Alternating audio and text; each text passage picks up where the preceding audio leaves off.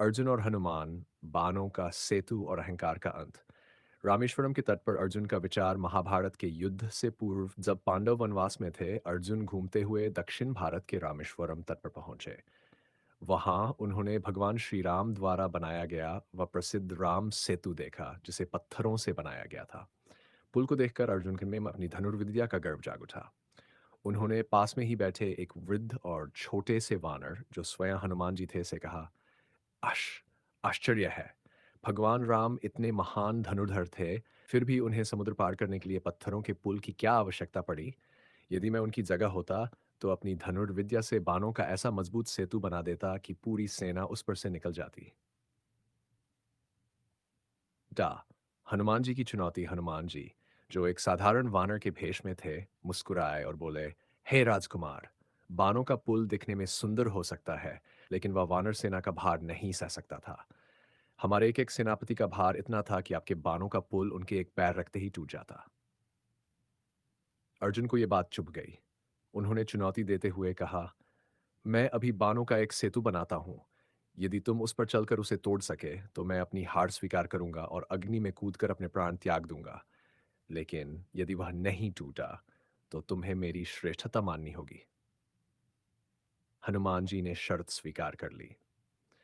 बाणों का पुल और परीक्षा। अर्जुन ने गांडीव धनुष उठाया और मंत्रों के प्रभाव से समुद्र के ऊपर बाणों का एक अत्यंत विशाल और जटिल पुल तैयार कर दिया। अर्जुन को विश्वास था कि ये अभेद्य है।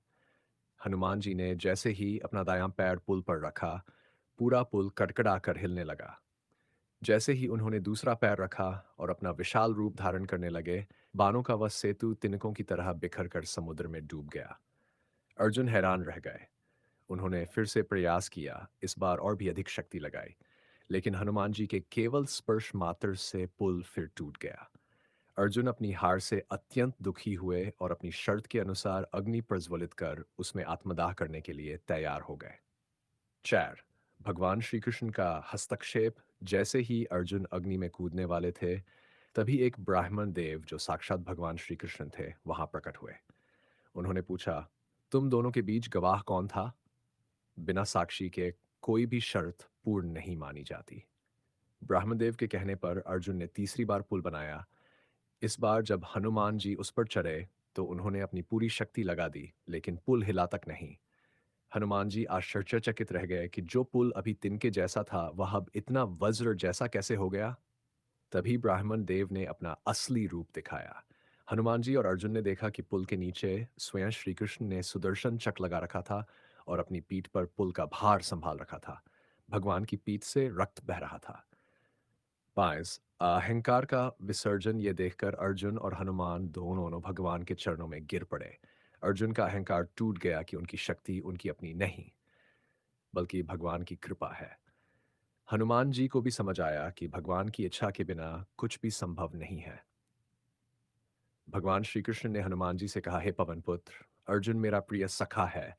आने वाले धर्मयुद्ध महाभारत में आप इसकी रक्षा करें। तब हनुमान जी ने वचन दिया कि वे अर्जुन के रथ के ध्वज झंडे पर विराजमान रहेंगे। निष्कर्ष और सीख अहंकारपन का कारण है। अर्जुन को अपनी कला पर और हनुमान जी को अपनी शक्ति पर जो सूक्ष्म गर्व था, भगवान ने उसे दूर किया। समर्पण ही शक्ति है। जब हम अपनी शक्ति को ईश्वर को समर्पित कर देते हैं, तभी वह अक्षय बनती है। कपिलध्वज। इसी कारण अर्जुन के रथ को कपिलध्वज कहा गया, क्योंकि स्वयं महावीर हनुमान उनके ध्वज पर बैठकर उनकी रक्षा कर रहे थे। जय श्री कृष्ण।